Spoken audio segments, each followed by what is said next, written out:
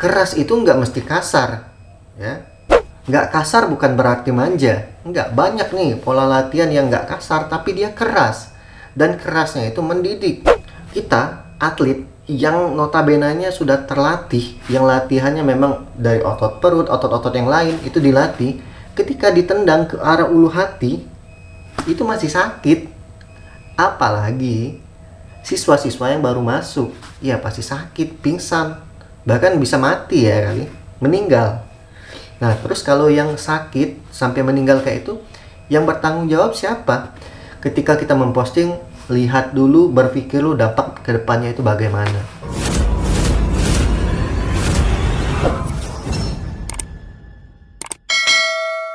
Assalamualaikum warahmatullahi wabarakatuh. Salam pencak silat, salam persaudaraan. Kembali lagi dengan saya Denny Aprisani dalam channel YouTube Denny WW.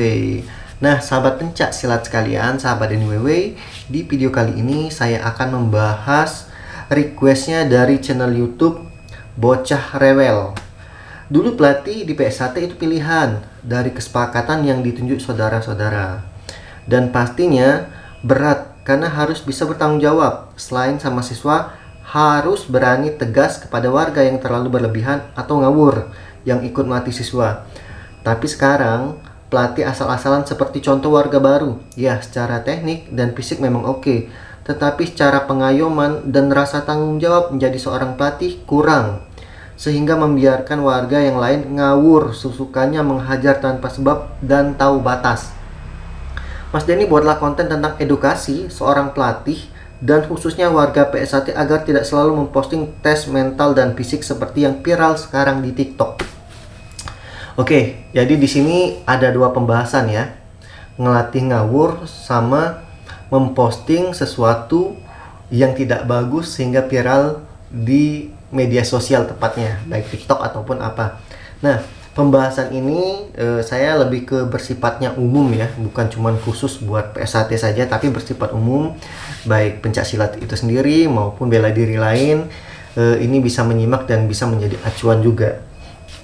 Saya suka nih pembahasan seperti ini karena apa? Karena ya penting banget mengedukasi ya. Jangan sampai kita ini mengembangkan organisasi itu malah menjadi jelek, bukan menjadi bagus ya. Nah, bagus tidaknya organisasi itu tergantung kepada oknum yang membawanya ya. Kalau setiap organisasi ya, aliran bela diri manapun pasti mengajarkan sesuatu hal yang baik. Nah, baik tidaknya itu kembali lagi kepada siapa yang membawanya. Tapi tetap ketika yang membawanya melakukan hal-hal yang jelek, yang disalahkan adalah organisasinya atau alirannya. Nah, ini yang kadang saya miris ya. Oke, pembahasan pertama adalah ngelatih itu jangan ngawur. Saya suka pembahasan ini ya. Kalau di saya tuh kalau ngesahin, saya harus pilih dulu warga itu memang harus benar-benar pola pikirnya dewasa, atau minimal dia itu sudah masuk SMA. Saya nggak mau masuk SMP, kecuali kalau memang dia SMP tapi pola pikirnya sudah dewasa, nggak apa-apa ya. Nah, kenapa harus kita memilih pelatih itu yang dewasa? Ya minimal SMA lah. Ya tadi ya, kalau pola pikirnya nggak dewasa, ketika dia ngelatih ngawur tadi ya, karena kadang suka ada ajang balas dendam. Dan juga pentingnya di sini para pelatih tuh belajar lagi nih cara ngelatih itu bagaimana. Kadang orang bilang nih keras ya, nggak boleh itu dimanjain ya. Keras, harus keras. Memanjakan siswa sama dengan membunuh mereka di medan perang. Loh, kita mau perang kemana ini? Dan juga ya, keras itu nggak mesti kasar ya. Nggak kasar bukan berarti manja. Nggak, banyak nih pola latihan yang nggak kasar tapi dia keras.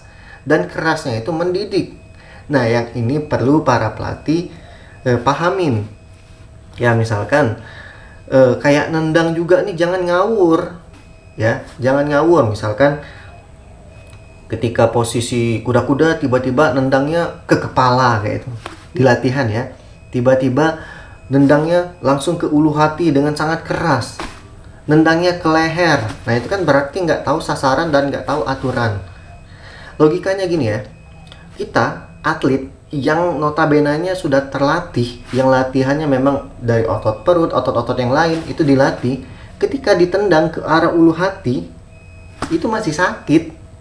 Apalagi siswa-siswa yang baru masuk, ya pasti sakit, pingsan, bahkan bisa mati ya kali, meninggal. Nah, terus kalau yang sakit sampai meninggal kayak itu, yang bertanggung jawab siapa? Yang disalahkan siapa? Kan bingung kita nih. Yang pasti yang disalahkan organisasi. Nah, untuk tanggung jawab nih siapa? Organisasi sudah jelek, ya. Nah, kalau mau memang menyerang, mungkin pengen ada sentuhan, ya. Memang kalau silat itu identik dengan keras, latihan keras, tapi bukan kasar, ya. Bedakan antara keras dengan kasar. Kalian misalkan push up 100 kali itu termasuk latihan keras, tapi nggak kasar, ya. Beda lagi dengan push up-nya sampai berdarah-darah. Nah, itu kasar. Jadi harus paham antara keras sama kasar, ya. Lari misalkan 1 jam itu termasuk latihan keras, ya. Tapi nggak kasar. Jadi memang banyak caranya ngelatih yang keras tapi nggak kasar. Yang latihannya memang bermanfaat. Dan kita juga harus tahu nih kondisi siswa kita. Ketika memang dia, wah ini kayaknya dia memang sudah lelah banget ini. Jadi kita memang harus tahu, ya, kapasitas siswa kita. Jadi jangan sampai ngelatih itu ngawur. Ingat ya, siswa itu adalah asetnya kita. Jadi kalau ada apa-apa sama siswa, yang salah itu kamu. Karena siswa itu adalah aset kita, siswa itu adik kita. Jadi yang dimana harus kita didik, harus kita bina menjadi lebih baik, menjadi lebih kuat, bukan menjadi lebih brutal, menjadi lebih sakit ketika masuk bela diri, ya. Sakit maksudnya cedera gitu. Ketika kita ngelatih ada yang patah sama dia. Kecuali sparring, ya. Kalau sparring mungkin ketika ada kena ketendang ulu hati, ketendang kemaluan, ketendang kepala tanpa sengaja, itu ya nggak masalah, itu kan nggak disengaja. Tapi kalau namanya latihan tiba-tiba nyerang, nempeleng, itu kan sengaja, itu sudah nggak manusiawi lagi, ya. Jadi kasar boleh, cuman kita tahu tempatnya. Kalau mau memukul, pilihlah otot yang pilih perut yang ada ototnya, bukan ulu hati. Itu nggak ada otot, nggak ada lapisan otot, sakit. Apalagi di bagian leher ke atas, ya. Jadi kalau mau ngelatih, ajarkan yang baik. Terus jangan cuma latihan fisik doang, kasih kerohaniannya juga, supaya dia nggak brutal. Kalian pelatih harus tahu dan bisa memilih mana yang baik, mana yang buruk untuk melatih, ya. Bisa memfilter lah mana yang bagus menurut kalian dan siswa kalian. Nah, tugas pelatih itu berat, ya. Kenapa? Karena kita harus mengembangkan organisasi itu supaya dikenal baik oleh masyarakat.